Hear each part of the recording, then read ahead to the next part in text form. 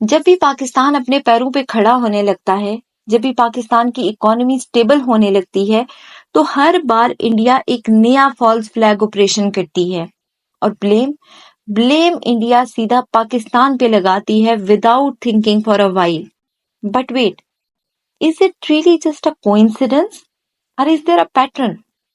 2001 के parliament attacks की बात करें या 2008 के मुंबई अटैक्स, 2016 के उड़ी अटैक्स, 2019 के Pulwama attack and now Pahalgam attack, every single time there is a same script but actors are different. Attack होता है, इंडियन मीडिया प्रोपेगेंडा करता है और ब्लेम पाकिस्तान पर। Even before any prior investigation, Indian media declares Pakistan is behind it. I mean, without any proof. लेकिन सवाल यहाँ पे ये पैदा होता है कि why would Pakistan destroy itself? वो भी ऐसे क्रिटिकल टाइम पे जब पाकिस्तान की इकोनॉमी स्टेबल हो रही होती है। अभी रिसेंट अटैक्स की बात कर लेते हैं जो 2025 में हुए हैं, अप्रैल और मई में, कि इनके पीछे क्या मोटिव्स थे। 2025 मई में Pakistan European union business forum की एक मीटिंग होस्ट करने जा रहा था, जहां पे फॉरेन डायरेक्ट इन्वेस्टमेंट आनी थी। इसके अलावा सी पैक फेज 2 के मल्टीपल इंफ्रास्ट्रक्चर कॉन्ट्रैक्ट्स फाइनलाइज होने जा रहे थे। गल्फ और central Asian investors special investment facilitation council के अंडर एनर्जी, माइनिंग और टूरिज्म पे इन्वेस्ट कर रहे थे। पाकिस्तानी रुपी स्टेबलाइज हो रहा था, पाकिस्तान की एक्सपोर्ट्स ग्रो कर रही थी, इन्फ्लेशन कम हो रही थी, टूरिज्म बढ़ रहा था, रेमिटेंसेस इंक्रीज हो रही थी for the very first time in years. That is not just economic recovery for Pakistan, that is revival. And that India cannot digest. तो इंडिया ने प्लान किया पाकिस्तान की इकोनॉमी को सबोताज करने का। हिस्ट्री में प्रूफ है कि हर अटैक के बाद इंडिया ने दो काम किए हैं, पाकिस्तान की डिप्लोमेटिक आइसोलेशन और इकोनॉमिक डिस्टेबलाइजेशन। डिप्लोमेटिक आइसोलेशन कैसे? चाहे सार्क के फोरम को कैंसिल करवाना हो, ओआईसी पे प्रेशर डालना हो या फाइनेंशियल एक्शन टास्क फोर्स में लॉबिंग करनी हो, और पाकिस्तान की इकोनॉमी को डिस्टेबलाइज करना, चाहे टूरिज्म को डिस्टर्ब करना हो, इन्वेस्टर को पैनिक करना हो या इंटरनेशनल फोरम्स पे पाकिस्तान को क्रिटिसाइज करना हो।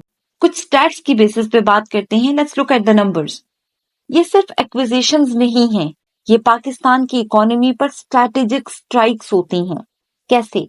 2001 में जब पार्लियामेंट अटैक होता है तो उसके बाद पाकिस्तान को ग्लोबली आइसोलेट किया जाता है। फॉरेन इन्वेस्टमेंट पाकिस्तान की ड्रॉप हो जाती है 18% इन 2002। ये वर्ल्ड बैंक की रिपोर्ट है। इसके अलावा 2016 में जब उड़ी अटैक होते हैं तो उसके बाद जो सार्क की समिट होने वाली थी पाकिस्तान में वो कैंसिल हो जाती है, जिसका डायरेक्ट इम्पैक्ट पाकिस्तान की रीजनल ट्रेड पर पड़ता है। फिर 2019 में जब पुलवामा अटैक होता है तो उसके बाद फाइनेंशियल एक्शन टास्क फोर्स का प्रेशर बढ़ जाता है और पाकिस्तान कितने टाइम तक ग्रे लिस्ट में रहा था। और इसके साथ साथ आईएमएफ की बेल आउट के वक्त पाकिस्तान को हार्ड कंडीशंस फेस करनी पड़ी। पाकिस्तान की जीडीपी ग्रोथ 5.8% से गिर के 1.9% तक पहुंच गई within a year, as per State Bank of Pakistan. और टूरिज्म सेक्टर जो कि 2019 में पाकिस्तान का टूरिज्म बूम की तरफ जा रहा था, पुलवामा अटैक के बाद टूरिज्म डिक्लाइन कर जाती है। अब आता है 2025। इसकी बहुत ही ज्यादा स्ट्रैटेजिक टाइमिंग है और ये केयरफुली प्लान्ड ऑपरेशन था, और इसके बाद जो अटैक्स हुए हैं वो भी प्री प्लान्ड थे।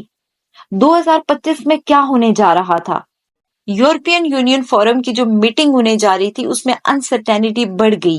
बहुत सारी जर्मन और डच फर्म्स ने wait and watch approach adopt कर ली है। एसआईएफसी के अंडर 9 आउट ऑफ 16 जो पोटेंशियल प्रोजेक्ट्स थे वो टेम्पोररली रोक दिए गए हैं। सोर्स क्या है इसकी? पाकिस्तान इकोनॉमिक एडवाइजरी रिपोर्ट मई 2025 की रिपोर्ट है ये। उसके अलावा कराची स्टॉक एक्सचेंज सिर्फ एक दिन में 1700 पॉइंट गिर गया जब इंडिया ने पाकिस्तान को ब्लेम किया। और टूरिज्म सेक्टर जिसने 2024 में 1.3 बिलियन डॉलर्स का रेवेन्यू जनरेट किया था, अब उसकी बुकिंग 45% ड्रॉप कर गई है with in 72 hours of attack. Siemens company जो कि स्मार्ट ग्रिड प्रोजेक्ट स्टार्ट करने जा रही थी पाकिस्तान में 200 बिलियन के, वो रोक दिए गए। ये टेररिस्ट अटैक तो एक एक्सक्यूज है, ओरिजिनल टारगेट क्या है? पाकिस्तान की इकोनॉमी। याद रहे जब से मोदी गवर्नमेंट आई है, बीजेपी की गवर्नमेंट आई है 2014 में, उनकी स्ट्रैटेजी बिल्कुल क्लियर रही है।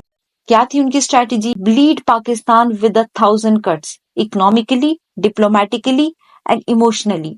इसीलिए तो कोई बायलैटरल टॉक्स नहीं होते इस पीरियड में, ओपन थ्रेट्स दिए जाते हैं, multiple false flag operation conduct करवाई जाते हैं और अग्रेसिव मीडिया वॉरफेयर होती है पाकिस्तान के अगेंस्ट। ये कोई इंसिडेंट नहीं है, ये कोई कोइंसिडेंस भी नहीं है, ये एक केयरफुली प्लान्ड ऑपरेशन था और वो भी टाइमिंग को देख के किया गया है।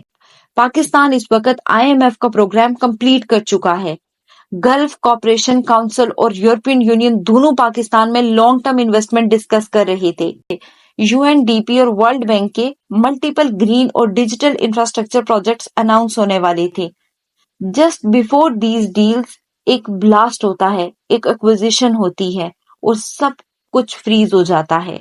This is not war with bomb, it is a war of perception.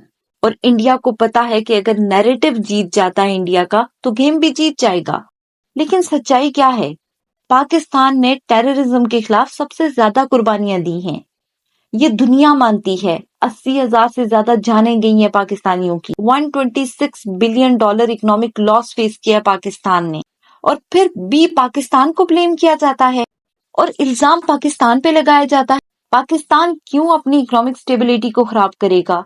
Pakistan क्यों अपने इन्वेस्टर्स भगाएगा? पाकिस्तान क्यों खुद अपना फ्यूचर बर्बाद करेगा? पाकिस्तान ऐसा नहीं कर सकता। This is India's economic sabotage operation against Pakistan, जिसको उन्होंने नाम दिया है काउंटर टेररिज्म का। Every single bomb that explodes in Kashmir, उसकी गूंज कराची के स्टॉक एक्सचेंज तक जाती है। This is not just a war, this is economic colonisation masked in the name of national security. India को ये कुछ बंद करना पड़ेगा, क्योंकि इंडिया एंड नेबर, इन दोनों में जब तक वॉर रहेगी, जब तक साउथ एशिया में स्टेबिलिटी नहीं आ सकती। रीजनल पार्टनर्स को एक्टिवली इंगेज होकर दोनों कंट्रीज को डायलॉग और ट्रेड की तरफ कन्विंस करना होगा। आई होप ये वीडियो आपके लिए इंफॉर्मेटिव रही होगी। मिलते हैं नेक्स्ट वीडियो में।